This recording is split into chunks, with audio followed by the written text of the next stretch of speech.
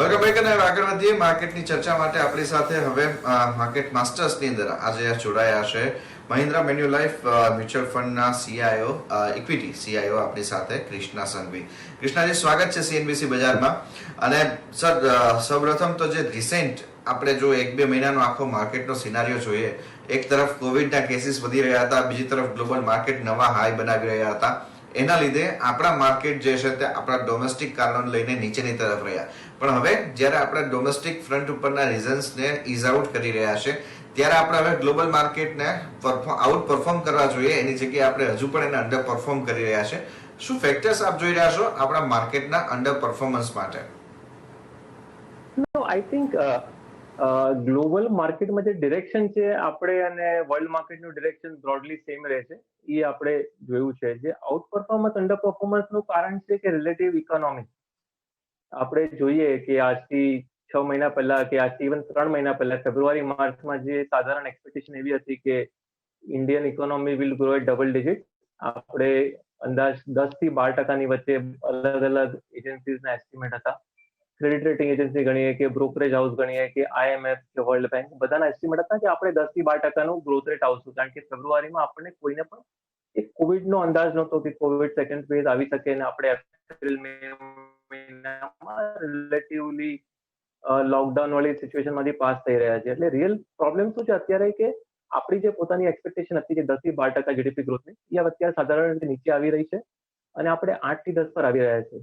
અને આની કમ્પેરમાં જોઈએ આપણે કે વર્લ્ડમાં એ લોકોની જે પણ એક્સપેક્ટેશન હતી એ નથી બદલાઈ રહી. પોતાને માટે 5% વર્લ્ડ ગ્રોથ કે 6% વર્લ્ડ ગ્રોથ, એ જે relative out performance under performance honestly ચાલ્યા કરે. કારણ કે એનું જે ડોમેસ્ટિક ઇકોનોમી લિંક છે એ અત્યારે આપણું થોડું જરા વીક છે.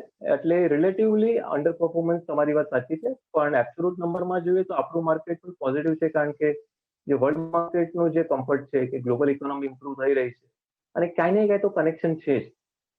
તો that is a broad idea. અને આપણે જોઈએ તો સેક્ટર તરફ પણ જોઈએ તો ઘણા બધા સેક્ટરો એવા બેટર રહ્યા છે કે જ્યાં વર્લ્ડ ઇકોનોમીનું કનેક્ટ વધારે છે રિલેટિવલી.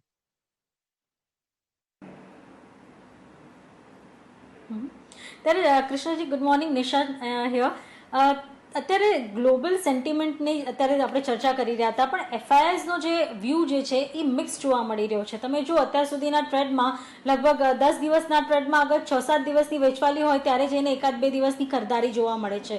એટલે એટલા બુલિશ પણ તેઓ નથી દેખાઈ રહ્યા. ખાસ કરીને એમના જે ફેવરેટ સેક્ટર્સ જે છે, બેંક્સ હોય, IT હોય, ત્યાં પણ તમે જો એવું ટ્રેક્શન નથી જોવા મળી રહ્યું. તો એમ સમજવું જોઈએ કે થોડુંક ગ્લોબલ જે ઇન્વેસ્ટર્સ છે એ થોડુંક પોઝ લઈ રહ્યા છે અત્યારે.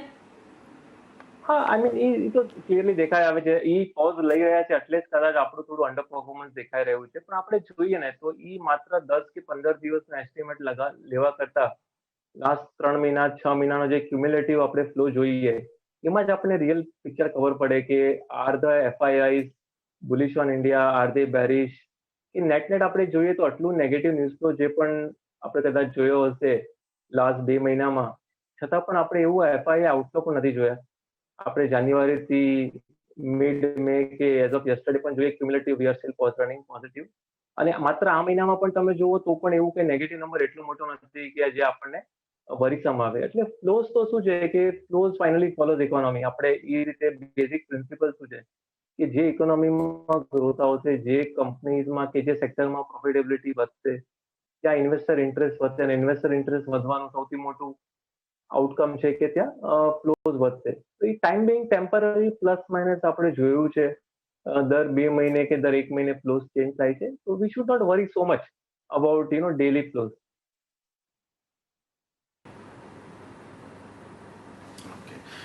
સર, એક બીજું પાસું સમજવા માંગીશું કે જે પ્રમાણે હવે સ્ટેટ વાઇડ આપણને રિસ્ટ્રિક્શન્સ ઓછા થતા દેખાશે, કોવિડ કેસીસ આપણને ઘટતા દેખાઈ રહ્યા છે.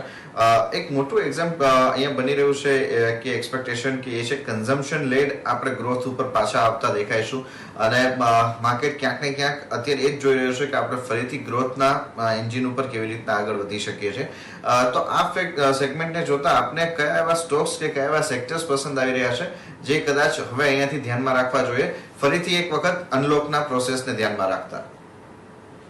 ના, આપણે છે ને બે વસ્તુ છે. એક છે કે અનલોક થયું છે જે એનાથી આપણી ઇકોનોમિક કેટલી રિકવરી સ્ટ્રોંગ થવાની છે એક વેરિયેબલ છે આપણે માટે. અને બીજું વેરિયેબલ એ છે કે રિલેટિવલી કયા સેક્ટર, કઈ કંપનીઝ વિલ ગ્રો ફાસ્ટર. તો અત્યારે એક સેક્ટર જે એવું સારું દેખાઈ રહ્યું છે, જે નેક્સ્ટ આપણે કહે ને કે જે કરંટ અનસર્ટનિટી ઇન ઇન્ડિયા, એની સામે જે રિલેટિવલી સર્ટનિટી દેખાઈ રહી છે એ છે world market. In the sense કે જે ઇન્ડિયન કંપનીઝ છે, જે લોકો ગ્લોબલ માર્કેટ સાથે ડીલ કરે છે, ગ્લોબલ એક્સપોર્ટર્સ છે, પછી કેપિટલ ગુડ્સમાં હોય કે ઓટો એન્સિલરીમાં હોય કે ફાર્મામાં હોય, એ લોકોનું અત્યારે રિલેટિવલી થોડું સારું આઉટકમ છે, કારણ કે એ લોકોની underlying economy will grow faster. એટલે એ એક સેક્ટર એવો છે જે આપણને અત્યારે લેતે સારું લાગી રહ્યું છે. કમિંગ ટુ પ્યોર ઇન્ડિયા અને open up trade, I think એક વેરિયેબલ આપણે વિચાર કરવો પડે કે જ્યારે ઓપન અપ થઈ જશે ત્યારે પણ એને નોર્મલસી તરફ આવતા એક્ઝેક્ટ 3-4 મહિના લાગવાના છે. અનફોર્ચ્યુનેટલી આપણી પાસે લાસ્ટ યરનો એક્ઝેક્ટ સેમ ટાઈમનો એક્ઝામ્પલ છે. લાસ્ટ યર ઓલ્સો એન્ડ મેમાં ગવર્મેન્ટે ઓવરઓલ લોકડાઉનના રિસ્ટ્રિક્શન ખોલી નાખેલા અને સ્લોલી ઓપન અપ થયેલું. અને આપણે જોયું કે લાસ્ટ યર ઓલ્સો જૂન, જુલાઈ, ઓગસ્ટ રિલેટિવલી સ્લો પિકઅપ, કારણ કે ત્યારે પણ આપણને એક ક્લેરિટી નહોતી કે જસ્ટ બીકોઝ ઓપન અપ થઈ ગયું છે from a government side, how many people will start moving, કેટલું આપણું ઓફિસ ગોઅર પબ્લિક છે કે મોબિલિટી છે કે ટ્રાવેલ એન્ડ ટુરિઝમ જેટલું પિકઅપ થશે ફાસ્ટ, એ આપણને કોઈને અંદાજ નથી. એ વેરિયેબલ મોનિટર કરવા પડે. યસ, ઓપન અપ ટ્રેડના નામ પર ઘણા બધી કંપનીઓ એવી છે કે જે લોકોને જ્યારે સ્ટેબિલિટી આવી જશે, કદાચ એવું ના થાય કે આ જે ઓપન અપના જે રિયલ બેનિફિશિયરી છે એ લોકો પણ પાછા સપ્ટેમ્બર, ઓક્ટોબર પછી જ એ લોકોનો રિયલ બિઝનેસ મોમેન્ટમ ચાલુ થાય. સ્ટોક પ્રાઇસ કદાચ પહેલા ભાગી જાય કે પડી જાય પછીની વાત છે, પણ જો બિઝનેસ વાઇઝ જોઈએ તો લોકડાઉન ઓપન અપનો જે રિયલ બેનિફિટ આપણને જોવા મળશે ફાઇનાન્શિયલ્સમાં, એ કદાચ પાછું ઓક્ટોબર, નવેમ્બરમાં જોવા મળશે.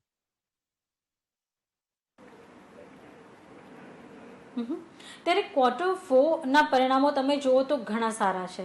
Q1માં કદાચ એકાદ મહિનાનો ડિપ અથવા તો એમને નરમાશ જોવા મળી શકે, પણ તમે અત્યારે કયા સેક્ટર પર વધુ ફોકસ રાખી રહ્યા છો Q4ના પરિણામો જોતા?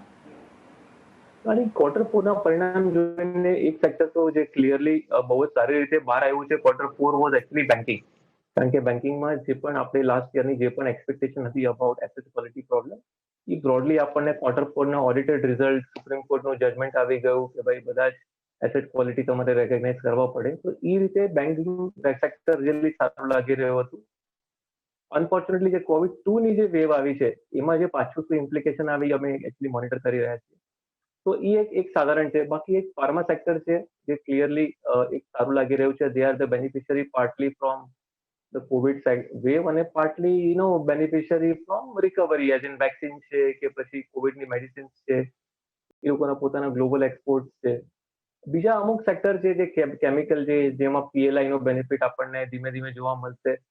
I think those are the broad areas. Banking broadly સારું લાગી રહ્યું છે. ઇનફેક્ટ IT ઓલ્સો આપણે જોઈએ તો એક લાસ્ટ 12 મહિનાનું એક સ્ટડી એવું બતાવી રહ્યું છે કે ઇન્ડિયન માર્કેટમાં સેક્ટર રોટેશન બહુ ફાસ્ટ થઈ રહ્યું છે. On an average Har second month market leadership is changing. એટલે આપણે ઘણી વખત અમુક પરિબળો એવા છે કે રિલેટિવ અર્નિંગ ગ્રોથની રેસમાં time being outperformance, underperformance બહુ ફાસ્ટ થઈ રહ્યું છે. આપણે જોઈએ લાસ્ટ 4-5 મહિના metal was perhaps the best sector. હવે એ જે મેટલ સારું કર્યું છે in terms of why it is because મેટલના પ્રાઇસીસ વધી ગયા છે. અનફોર્ચ્યુનેટલી એની જે કાઉન્ટર ઇફેક્ટ છે which is the consumers of metal, એ આપણને નેક્સ્ટ 3 મહિનામાં જોવા મળશે. ઓટોમોબાઈલ્સ છે, કન્ઝ્યુમર ડ્યુરેબલ્સ કે જ્યાં આપણને વોલ્યુમ ગ્રોથ કદાચ જોવા મળી જાય, પણ આ જે બધી મેટલ પ્રાઇસીસ વધી ગયા છે એનો જે માર્જિન પ્રેશર એ કદાચ જોવા મળે. It's a little bit challenging, કારણ કે જે રીતે એન્વાયરમેન્ટ બદલાયું છે, Q4 result need not be a true picture for next 6 months.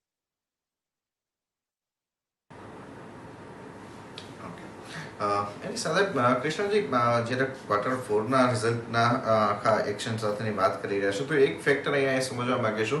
આ વખતે આપણને મિડ કેપ અને સ્મોલ કેપ કંપનીઝનો આખું એક યુનિવર્સ જોઈએ તો એમને એક મોટો બેનિફિટ થતો દેખાયો.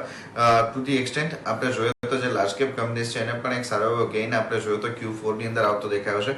બે કારણો રહ્યા, એક તો બેઝ ઇફેક્ટ અને બીજી તરફ ઇન્વેન્ટરી ગેઇન. હવે આ પર્સપેક્ટિવને આપ કેવી રીતના જોઈ રહ્યા છો કે આને લઈને આગળ જતા પરફોર્મન્સીસને આપણે કેવી રીતના ઇવેલ્યુએટ કરવા જોઈએ? નો ક્લિયરલી ઇકોનોમી જ્યારે સારી કરે છે ને ત્યારે સ્મોલ કેપ અને mid cap as a company in their own business અને as a stock price they both reflect very well for small and mid cap. આપણે મે બી લાસ્ટ 5, 10, 15 વર્ષનો પણ આપણે એવરેજ લઈએ તો ઓલમોસ્ટ એવરી ટાઈમ જ્યારે ઇકોનોમિક ગ્રોથ રિબાઉન્ડ થઈ રહ્યો છે ત્યારે small cap mid cap they do better in their business અને stock price also. I think અત્યારે પણ આપણને એવું જ દેખાઈ રહ્યું છે કે જે -7, -8% જે ઇકોનોમી આપણી હતી FY21માં અને મે બી 4% ઓડ ઇન FY20 એના બેઝ પરથી આપણે જ્યારે +8, +9, +10 જે એક્સપેક્ટેશન છે ક્લિયરલી છે કે સ્મોલ કેપ મિડ કેપ ને એમાં રિબાઉન્ડ મળે જે benefit from everything operating leverage અને ફાઇનાન્શિયલ લિવરેજ કારણ કે ઇન્ટરેસ્ટ કોસ્ટ પણ ધીમે ધીમે ઓછી થઈ રહી છે. ઓનલી ચેલેન્જીસ કે આપણે એને વેલ્યુએશનમાં કેવી રીતે ઇન્ટિગ્રેટ કરીએ. કદાચ એવું લાગે અત્યારે ટાઈમ બિંગ કે જે રીતે લાસ્ટ 6 મહિનામાં 12 મહિનામાં સ્મોલ અને mid cap as outperform large cap, કદાચ એવું લાગે કે ઘણું બધું આ એડજસ્ટ થઈ રહ્યું છે પ્રાઇસિંગમાં ઇન ધ સેન્સ કે valuations have really caught up with the earning growth expectation in small and mid cap. એટલે કદાચ નેક્સ્ટ 6 મહિના માટે it might make sense to review કે let's see the numbers, let us see how these companies actually deliver અને એ જોયા પછી એક આપણે અંદાજ લગાવી શકાય કે આ બધી સ્મોલ અને મિડ કેપમાંથી એવી કઈ કંપનીઓ છે કે જે લોકોએ આખા લાસ્ટ 1.5-2 વર્ષના ટ્રબલ્ડ પીરિયડમાંથી they learn something, they improve their processes અને એ લોકો એક નવી ઊંચાઈ તરફ એઝ અ બિઝનેસ વાઇઝ જઈ શકે છે. એના માટે કદાચ એક 6 મહિનાનો ટાઈમ જોશે. અનફોર્ચ્યુનેટલી આજે કોવિડ વેવ 2 ના પ્રોબ્લેમમાં આપણને Q1માં એનું કાંઈ જ ઇમ્પ્લિકેશન કદાચ જોવા નહીં મળે. But may be September quarter is something where we will understand કે સ્મોલ અને મિડ કેપનું આગળનું ડિરેક્શન શું છે. They will not underperform much but I think જે આઉટ પરફોર્મન્સ જે આપણે જોયો છે ઇનફેક્ટ લાસ્ટ યર આ જ ટાઈમે આપણે જોયું હોત તો કદાચ બહુ ડિફિકલ્ટ હતું ટુ એઝ્યુમ દેટ સ્મોલ અને mid cap will emerge as a better performing sectors vis-a-vis large cap. So that's market unfortunately where economy finally gets reflected in the earnings and in the stock price. Okay, ત્યારે જ કારણ કે અત્યારે હવે theme play થઈ રહી છે. તમે જો એક બધા કયાસ લગાવી રહ્યા છે કે કદાચ એકાદ અઠવાડિયા બાદ ધીરે ધીરે બધા રાજ્યો થોડા નિયમો હળવા કરે તો ઇકોનોમી ઓપન અપ થશે. તમે આ થીમને ફોલો કરો છો? તમે આ થીમ પર ક્યાં વ્યૂ ધરાવો છો?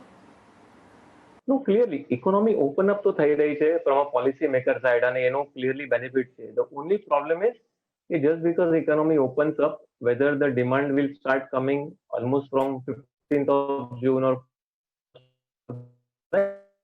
it will take its own time. અને એ પરિબળ છે જે અલગ અલગ સેક્ટરમાં અલગ અલગ રીતે જોવું પડે છે કે ભાઈ કન્ઝ્યુમર ડ્યુરેબલ છે કે પછી ઓટોમોબાઈલ્સ છે કે પછી આપણે ટ્રાવેલ ટુરિઝમ છે, જે અલગ અલગ સેક્ટર ઓપન અપના છે એમાં જરા વેરિયેબલ બદલાઈ રહ્યું છે કે જે પરચેઝ નીડ છે કસ્ટમરની એ કદાચ પહેલી આવશે અને ટ્રાવેલ ટુરિઝમ નીડ કદાચ 3 ને 6 મહિના પછી આવશે. એક એવો અંદાજ છે અમારો કે જે અવોઇડેબલ નોટ અવોઇડેબલ રિયલી પણ જે ડેફરેબલ આઇટમ્સ છે વિચ ઇઝ ટ્રાવેલ ટુરિઝમ એ કદાચ થોડી લેટ થશે અને જે ઇમિડિયેટ પરચેઝ રિક્વાયરમેન્ટ છે કન્ઝ્યુમર ડ્યુરેબલ્સ છે, ઓટોમોબાઈલ્સ છે, એ લોકો માટે open up will be the first phase of demand coming up.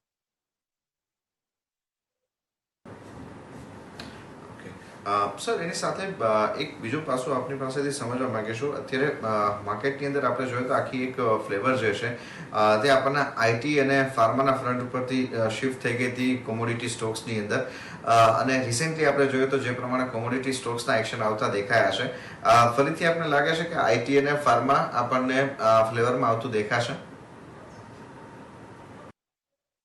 No, clearly I think pharma has done well. આપણે લાસ્ટ 3 મહિનાનો એંગલથી જોઈએ તો pharma sector perhaps can be one of the best performing sector in terms of last mid-March થી mid-May જોઈએ તો pharma has done well. IT has taken a breather clearly and IT breather perhaps can be linked slightly to their own problems of cost pressure. આઈટીમાં જે શું થયું છે last જે 12 મહિનાનો experience છે અને જે બધી કંપનીઓ સાથે અમારું જે અન્ડરસ્ટેન્ડિંગ છે, અમારું જે કંપનીઝનું ફીડબેક છે એ એમ કે છે કે they are having too much business અને જ્યારે બિઝનેસ એ લોકોનો વધી જાય છે ત્યારે they also need to recruit more people. અત્યારે they are perhaps going to manage that transition of hiring more people અને પરહેપ્સ ધ કોસ્ટ પ્રેશર. કારણ કે જ્યારે એ લોકોનો બિઝનેસમાં પણ ડિમાન્ડ વધી રહી છે ત્યારે એ લોકોએ પણ કદાચ પોતાના એમ્પ્લોઈઝ માટે થોડું કોસ્ટ બિલ્ડ કરવું પડશે અને એ કદાચ એ લોકોને નેક્સ્ટ 3 ને 6 મહિનાના એંગલથી માર્જિનમાં કદાચ એક પ્રોબ્લેમ લાવી શકે. But if you remove this 3 ને 6 મહિનાનો angle, again IT is something where because of COVID everybody has gone digital. Every company in the world wants to increase the digital spend, and આપણી companies perhaps are very well placed કે જ્યાં જ્યાં outsourcing નું requirement છે we are capable of serving. એટલે IT as a structural trend clearly is positive. maybe આ જે quarter result આવશે જૂન મહિનાના, ત્યારે આપણને રિયલ પ્રેશર ખબર પડશે કે how much is a wage hike or a salary hike given this year. At that moment that is known, I think those worries of high cost pressure eating into margin will possibly be known and quantified. So IT pharma clearly looks something where 3 months 6 months underperformance આપણે ભૂલી જઈએ તો clearly there's a structural trend. Again they are exports and partly linked to how Indian currency behaves. So Indian rupee થોડો depreciate થઈ તો કદાચ એ લોકોને એમાં પણ થોડો એક profitability support મળી જશે.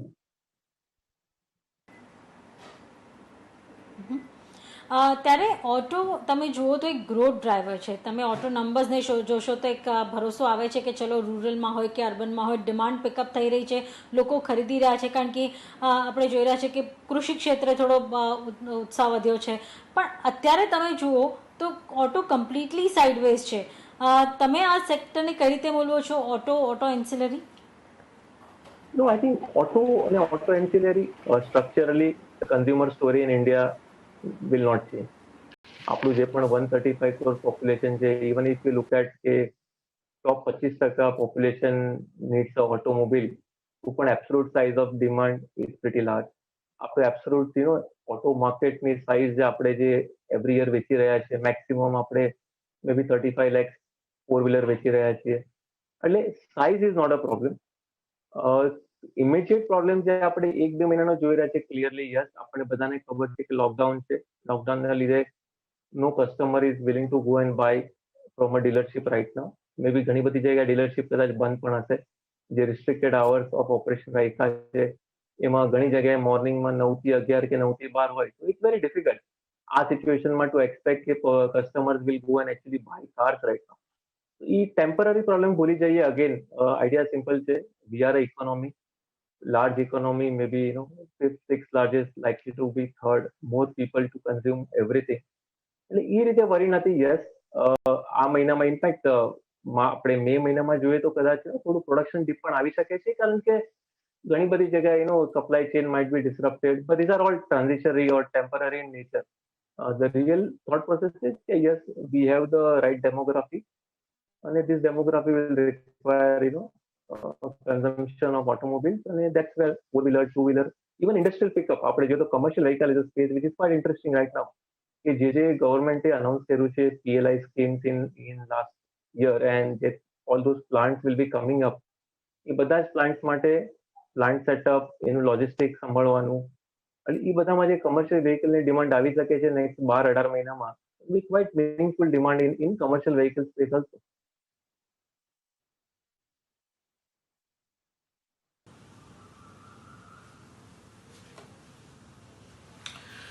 ઓકે, તો આ એક પર્સપેક્ટિવ આપણને અહીંયા બનતો દેખાઈ રહ્યો છે, જે પ્રમાણેના સિનારીઓ આપણી સમક્ષ આવતા દેખાઈ રહ્યા છે.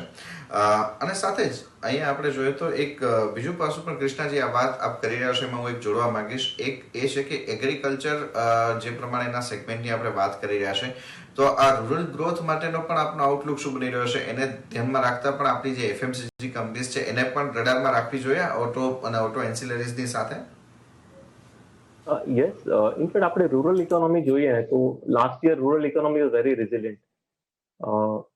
મે બી ગવર્મેન્ટનું ફોકસ વધારે હતું in terms of spending money on rural India. અત્યારની સિચ્યુએશન જોઈએ આ વર્ષે તો what are the positives is clearly કે મોન્સૂન જે આપણે નેક્સ્ટ વીકથી કે નેક્સ્ટ 10 દિવસમાં ઇન્ડિયામાં મોન્સૂન સેટ થશે. Clearly monsoon is expected to be normal again long period એવરેજના હિસાબે, which is very positive four rural. માત્ર એક જ પ્રોબ્લેમ છે અત્યારે રૂરલ ઇન્ડિયાનું જે થોડું ઘણું સ્લોડાઉન દેખાઈ રહ્યું છે, કારણ કે લાસ્ટ યરની કમ્પેરમાં કદાચ the amount of money spend by government in rural India is not that same large. તો એક એંગલ એવો છે કે last year lot of population had gone back to rural India, એટલે રિલેટિવલી નંબર ઓફ પીપલ વધારે હતા. આ વખતે આટલા બધા નથી. અને બીજું પ્રોબ્લેમ એવો છે કે કદાચ જે કોવિડ સ્પ્રેડ આપણે અત્યારે અર્બન એરિયાઝમાં કંટ્રોલ થતો જોવા મળી રહ્યો છે, એનું કારણ એ છે કે અર્બન ઇન્ડિયામાં લોકડાઉન ને બધા રિસ્ટ્રિક્શન થોડા વહેલા આવી ગયેલા. જે હિન્ટરલેન્ડ છે, રૂરલ ઇન્ડિયા છે, કદાચ થોડું પાછળ હતું in terms of time to start lockdown. એટલે કદાચ એમાં the time to unwind or the lockdown ઓપનમાં પણ થોડા એ લોકો આપણાથી કદાચ 4 થી 6 વીક લેટ હોઈ શકે અર્બન ઇન્ડિયાથી. એ જે ડિફરન્સ છે અર્બન ઇન્ડિયા રૂરલ ઇન્ડિયાનો કોવિડ સ્પ્રેડનો, એ કદાચ નેક્સ્ટ 6 મહિના માટે રૂરલ ઇન્ડિયાને થોડો ઇમ્પેક્ટ કરી શકે છે ઇકોનોમી વાઇઝ, કે urban economy can possibly be better growing than rural for next 6 months. But hopefully again 6 મહિનાના પ્રોબ્લેમ ભૂલી જઈએ અને પાછું normal monsoon, kharif crop etcetera જોઈએ, તો back September October back I think rural India will have equally a good time to come back. તો કદાચ એક ટાઈમ બિંગ અમુક ઓટો ડિમાન્ડ કે જે રૂરલ ઇન્ડિયા લિંક છે થોડી કદાચ પાછળ થઈ શકે, બટ 3-6 મહિનાનો ગેપ ભૂલી જઈએ તો again we are going to B in a good shape.